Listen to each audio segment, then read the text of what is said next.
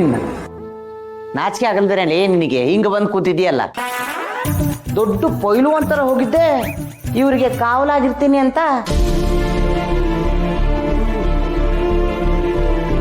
ಅಯ್ಯೋ ಮಮ್ಮಿ, ನಾನು ಪೈಲ್ವಾನೆ, ಆದ್ರೆ ಪ್ರಾಣಿ ಹಿಂಸೆ ಮಾಡಬಾರ್ದು ಅಂತ ಸುಮ್ಮನಾದೆ. ನಾನು ಅಹಿಂಸಾವಾದಿ. ಅಯ್ಯೋ, ಅಲ್ಲಿ ಬಂದಿದ್ದು ಒಬ್ಬೊಬ್ರು ಮನುಷ್ಯರ ತರನ ಇದ್ರು, ಒಬ್ಬೊಬ್ರು ಒಂದೊಂದು ವಿಕಾರವಾದ ಪ್ರಾಣಿಗಳ ತರ ಕಾಣಿಸ್ತಾ ಇದ್ರು. ಪ್ರಾಣಿ ಹಿಂಸೆ ಮಾಡೋದು ಮಹಾ ಪಾಪ ಅಲ್ವಾ ಮಮ್ಮಿ? ಅದಕ್ಕೆ ಹೊಡಿಲಿಲ್ಲ, ಸುಮ್ಮನೆ ಬಂದ್ಬಿಟ್ಟೆ. ಹೌದಪ್ಪ, ಅದಕ್ಕೆ ವಾರಕ್ಕೆ 2 ಸರಿ ಮಟನ್ ಬೇಕು ಚಿಕನ್ ಬೇಕು ಅಂತ ಕೇಳ್ತಿದ್ದೆ, ಕೇಳಿ ತೋರಿಸ್ಕೊಂಡು ತಿಂತಿದ್ದೆ. ಈಗ ಪ್ರಾಣಿ ಹಿಂಸೆ ಮಹಾಪಾಪನಾ? ಅದು ಹಾಗಲ್ಲ ಮಮ್ಮಿ, ಇವತ್ತು ಸೋಮವಾರ ಅಲ್ವಾ, ಸೋಮವಾರ ಪ್ರಾಣಿ ಹಿಂಸೆ ಮಾಡೋದು ಪಾಪ ಅಂತ ನಾನು ಹೇಳಿದ್ದಷ್ಟೇ. ಸಾರಿ ಕಣಮ್ಮ, ನಾನೇ ನಿನ್ನ ಜೊತೆ ಬರಬೇಕಾಗಿತ್ತು. ನಾನು ಬಂದಿದ್ರೆ ಇಷ್ಟೆಲ್ಲ ಆಗ್ತಿತ್ತೋ ಇಲ್ವೋ. ಪುಣ್ಯಕ್ಕೆ ಆ ವರ್ಧ ಬಂದು ಕಾಪಾಡದೆ ಹೋಗಿದ್ರೆ ಇವ್ರಗಳ ಗತಿ ಏನಾಗ್ತಿತ್ತೋ ಏನೋ.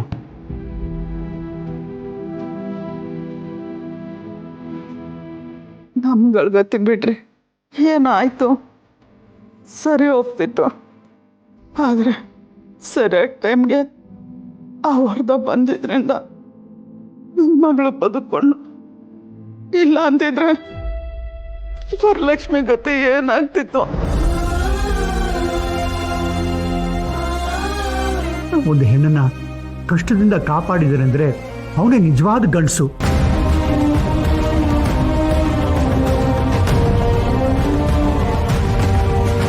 ಯಾವುದೇ ಹೆಣ್ಣಾಗ್ಲಿ ಇಂಥವನ್ ಜೊತೆಲಿದ್ರೆ ಧೈರ್ಯವಾಗಿ ಈ ಪ್ರಪಂಚನ ಎದುರಿಸ್ಬೋದು. ಅಂದ್ರೆ ಏನ್ ಹೇಳ್ತಿದ್ದೀರಾ ಅನಂತ ಶಯನ ಪದ್ಮನಾಭ? ವರದ ಈ ವರ ಕೊಡುವ ಲಕ್ಷ್ಮಿ ಜೊತೆ ಯಾಕಿರ್ಬೇಕು ಅಂತಿದ್ದೀರಾ?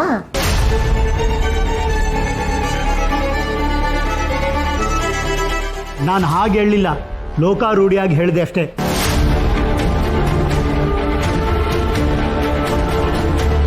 ಅರ್ಥ ನಮ್ಗೆ ಇಷ್ಟೆಲ್ಲ ಸಹಾಯ ಮಾಡಿದ್ರು ಅವ್ರ ಮನೆಗೆ ಹೋಗಿ ಒಂದು ಥ್ಯಾಂಕ್ಸ್ ಕೂಡ ಹೇಳಿದಿರೋ ಪರಿಸ್ಥಿತಿಲಿದ್ದೀವಿ.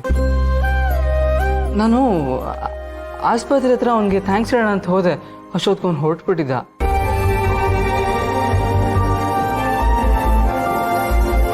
ಹಾಗಂತ ನಾವು ಸುಮ್ಮನೆ ಇರೋದು ತಪ್ಪು ಮಗನೆ. ಇಂದ್ರಮ್ಮವ್ರ ಬುದ್ಧಿ ಗೊತ್ತಿದೆಯಲ್ಲ, ಅವ್ರು ನಾವು ಏನೇ ಮಾಡಿದ್ರು ಅನ್ನೋದಂತೂ ಅಂದೇ ಅಂತಾರೆ.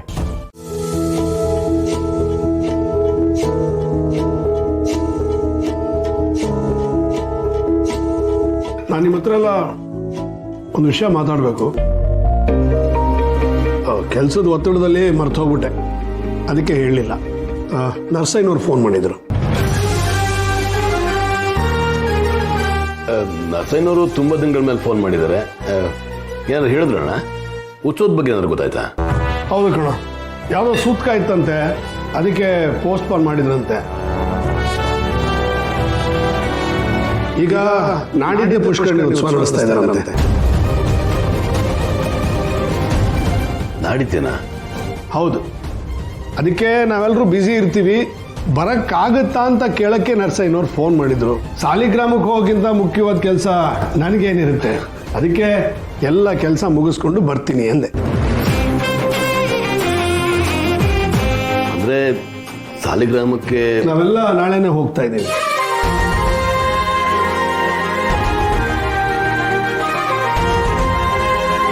ಅಣ್ಣ, ಸಾಲಿಗ್ರಾಮಕ್ಕೆ ಹೋಗ್ತಾ ಇರೋದು ಒಳ್ಳೆ ವಿಷಯನೇ, ಆದ್ರೆ ಎಲ್ಲ ಕೆಲಸನೂ ಇವತ್ತೇ ಮುಗಿಸೋದು ಅಲ್ಲ, ಮುಗಿಸಿದ್ದೇ ಆಯಿತು.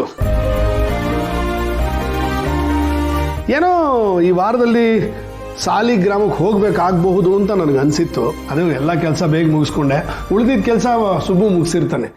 ಈ ಮೀಟಿಂಗು, ಟೆಂಡರು, ಸೆಮಿನಾರ್ಗಳನ್ನು ಸ್ವಲ್ಪ ಪೋಸ್ಟ್ಪೋನ್ ಮಾಡಿದ್ದೀನಿ. ಈ ಪ್ರಶಾಂತ್ ಹತ್ರ ಸ್ವಲ್ಪ ಟಚ್ಚಲ್ಲಿರು. ಏನಾದ್ರು ಎಮರ್ಜೆನ್ಸಿ ಇದ್ದರೆ ನನ್ನ ಹತ್ರ ವಿಷಯ ಬರಲಿ, ಇಲ್ಲದಿದ್ರೆ ನೀನೇ ಮ್ಯಾನೇಜ್ ಮಾಡು. ಸರಿ ಅಣ್ಣ, ಅದನ್ನೆಲ್ಲ ನಾನೇ ಮ್ಯಾನೇಜ್ ಮಾಡ್ತೀನಿ. ಹಾಗಿದ್ರೆ ಭಾವ, ನಾಳೆ ನಾವೆಲ್ಲರೂ ಹೋಗ್ತಿರೋದು ಕನ್ಫರ್ಮ್ ಅಲ್ವಾ? ಹೂನಮ್ಮ, ಸ್ವಲ್ಪ ಮುಂಚಿತವಾಗಿ ಹೊರಡ್ಬೇಕು. ನೋಡೋ, ಈ ಸೆಕ್ಯೂರಿಟಿ ವಿಷಯವಾಗೆಲ್ಲ ಹೆಚ್ಚು ತಲೆ ಕೆಡಿಸ್ಕೋಬೇಡ, ಅಲ್ಲೆಲ್ಲ ಚೆನ್ನಾಗಿ ಕಾಣಿಸಲ್ಲ. ಅದು ಅಲ್ಲದೆ ಇದು ಪರ್ಸನಲ್ ಕೆಲಸ ಆಗಿರೋದ್ರಿಂದ ಸರ್ಕಾರಿ ಗಾಡಿಗಳನ್ನ ಅವಾಯ್ಡ್ ಮಾಡೋದೇ ಒಳ್ಳೆಯದು.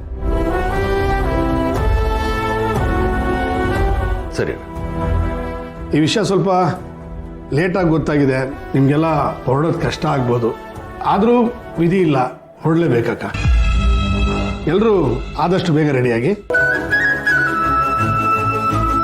ಅಂತೂ ಸಾಲಿಗ್ರಾಮಕ್ಕೆ ಹೋಗೋ ದಿನ ಬಂದೇ ಬಿಡ್ತು. ನನ್ನ ಪ್ರಶ್ನೆಗಳಿಗೆಲ್ಲ ಉತ್ತರ ಸಿಗೋ ದಿನ, ನನ್ನ ಅಜ್ಜಿನ ನಾನು ನೋಡೋ ದಿನ, ನಮ್ಮಮ್ಮ ಹುಟ್ಟಿ ಬೆಳೆದಿದ್ದ ಊರಲ್ಲಿ ನಾನು ಓಡಾಡುವಂಥ ದಿನ. ಸಾಲಿಗ್ರಾಮಕ್ಕೆ ಹೋದರೆ ಅಪ್ಪನ ಬಗ್ಗೆ ನನಗೆ ಎಲ್ಲ ವಿಷಯನೂ ಗೊತ್ತಾಗುತ್ತೆ. ಅಪ್ಪ ನನ್ನ ಬಗ್ಗೆ ಯಾಕೆ ಬೇಜಾರು ಮಾಡ್ಕೊಂಡಿದ್ದಾರೆ ಅನ್ನೋದು ಗೊತ್ತಾಗುತ್ತೆ.